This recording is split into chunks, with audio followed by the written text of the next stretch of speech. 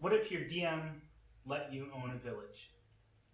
Welcome to the Hall of the Guildmasters DM Tip Series. Today, we're going to be talking about just that. In your RPG game, what if you, as a DM, allowed your players to have their own village? Why and how would you go about doing that?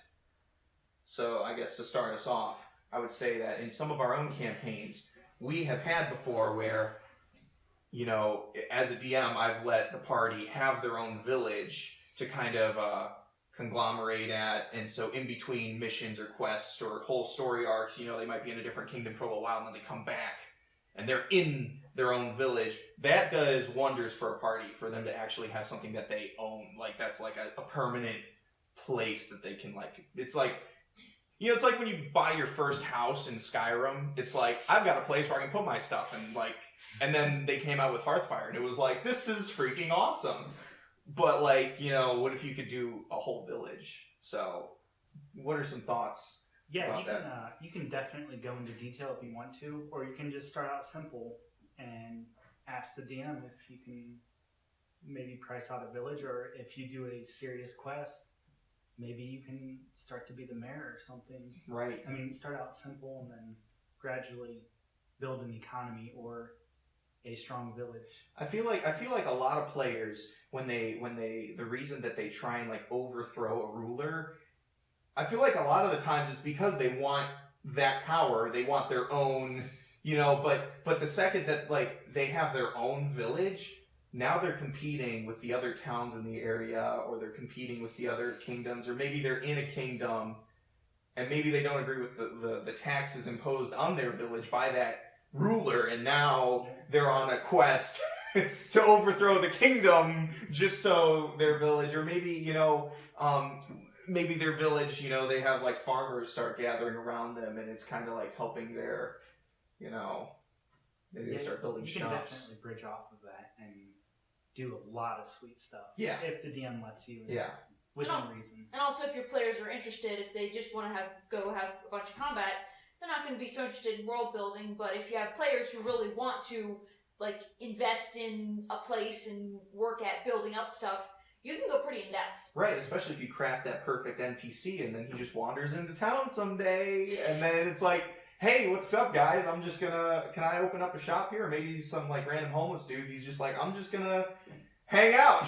It's like, you know, but then, you know, or maybe you could have like previous NPCs that like either you go on quest with, or you find during quests. Like you find someone who's like a soldier who lost their platoon, and they're trying to fight this, you know, whatever, this main enemy that like killed his crew, and then you guys help him do that, and then after the quest is over, it's like, well, what are you gonna do now? It's like, I don't know. It's like, well, you can come back to our village, and we got a place for you, and then like in future quests, you'd be like, hey, come adventure with us. Yeah, you know, you can build upon it, and in one of our sessions, we kind of did this, and then we started training the poor villagers and giving them food and stuff. And as far as we can tell, they love us. We actually started implementing a small part of water towers and some plumbing. Yeah. We went over. We had one whole session. It was just city planning. It was like, all right, we got to get these people their water, their clean water, and we also need blacksmiths, and we need like a lot of them. And then in turn, we're going to train the village, so they're like a standing army now. Yeah. No, it's great. Another thing that is great is actually having, I know a lot of DMs that actually use this concept, and it really helps for continuing your story. Is like, you know, maybe you'll play 10, 20 sessions, or you play like 6 months, and you're like, I'm just kind of getting tired of this character. It's like, I don't want my other character to die per se, but I want to play someone else. If you have that village, it would be really easy for one character to swap out for another, because then they, you know, crash and you literally could start the village by literally just being like, we want to, you guys win, you guys own a guild hall, and then the village kind of builds around it, you know, kind of like the companions in Whiterun or whatever. But you know, you could have your characters that you're not playing as just kind of chilling in the hall, and then the ones you do play as could go out, and it also helps for story purposes in the sense that like if you get to such a far along point in your story that some of the characters, like all the characters, are kind of newer, and so they don't have some of the information that some of the other characters would have had in game. If they're all in the same spot, it's like they are sharing knowledge and they're all, talking with each other about stuff that's going on. Yeah, it definitely helps, like you said, switching characters and stuff, and passing information would be a lot easier because you could have like a town hall meeting even with multiple characters that aren't truly there. But yeah, I mean, it's all in DM's discretion. Yeah. But it can definitely be done very easily and not hardcore mode, I guess you could say. Right. I was going to say, as just a straight up story building tip, one thing that you don't have to, especially for newer DMs, you don't have to have the whole world built when the players start playing. I know a great way, that's a lot of new DMs immediately want, just like, I need to build everything, and then, you don't have to worry about, but what's good is to be able to build one location and then kind of branch out from it. So if you have that guild hall, and it could be as simple as like, you could, a great new campaign idea, you could have, a king who's like, hey, I need, some people to be like, kind of like, not like mercenaries, but like, I need a group of fighters to go out and do stuff for me, and like, maybe he puts an NPC in charge, and that NPC's in charge of the guild hall, so you guys all join this guild hall, and he's like, kind of the leader, and you go through like the first couple sessions, and then he dies, or he retires, or whatever happens, and now it's like, it's on the party now. You guys own the guild hall, to carry on, and you could just kind of keep branching out from.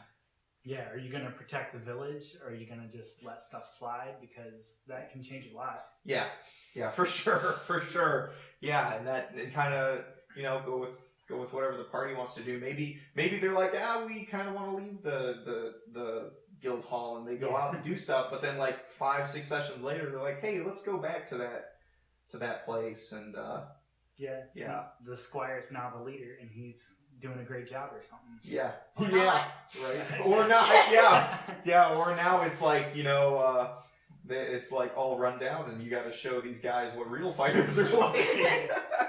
Oh man, you can have a lot of fun with that, but that's definitely one step at a time. Sure.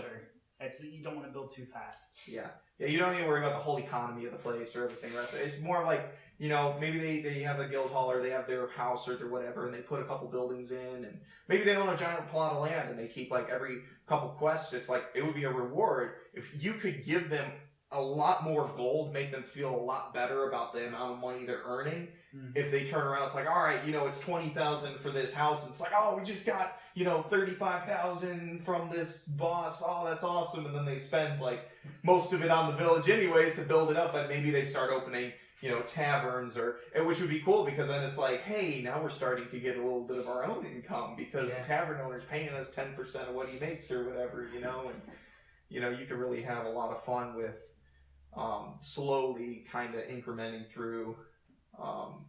It would be a nice waypoint too, because once it's implemented, then the DM can bring in missions straight to you. Yes. Oh yeah. Oh, this village, I know they're a bunch of warriors or something. I'm gonna go and ask them for help, and there's just a massive guild hall there now. I was gonna say, how many times have you played an RPG where all of a sudden you just turn around, there's a messenger that's like, here, I have a letter for you, and it's like, oh, get out! I'm in a cave. How did you get in here? Like, you're in the middle of Blackreach, and it's like, oh, I have a freaking letter for you. It's like, come on, man. Yeah, it's like, oh, need something? Freaking takes off. Yeah, you could definitely have, or here's a great like end of story arc. You have like your main bad guy that's like really just doing his own thing and being bad or whatever. Maybe he's just some conquering barbarian or something, and your party doesn't care. But once he gets to their town, they're gonna care, and maybe he overthrows the town, and then they have to win it back or something. It's ooh. That'd be awesome. Yeah, that would be. I would love to play a campaign like that for sure. Oh man, but yeah, it's there's definitely a cool feeling as a player to be like, I own this area. This is my domain. And if you need help for that, the DMG they have a section where they talk about player downtime, where they talk about just kind of give you ideas like prices for like how much does it take to build a fort, how much does it take to build this or that or whatever, and you could kind of ignore some of the time where it's like, oh, this is going to take 2 years to build. There's magic in the world. A wizard can just boopity bop some freaking rocks into a thing, and or just build a giant tree with your druid, or and be like, there it is, Tree City. Yeah. So, yeah, yeah. Either way, that's my thoughts on that. Yeah, for sure. It's almost endless what you can think of. Yeah. So, yeah, for sure. Hey, definitely let us know down in the comments if you got ideas for a topic that you want us to talk about. If you implement this in your own campaign, we want to hear about it. We want to talk about that. So, either way, until next time, we are the Guildmasters.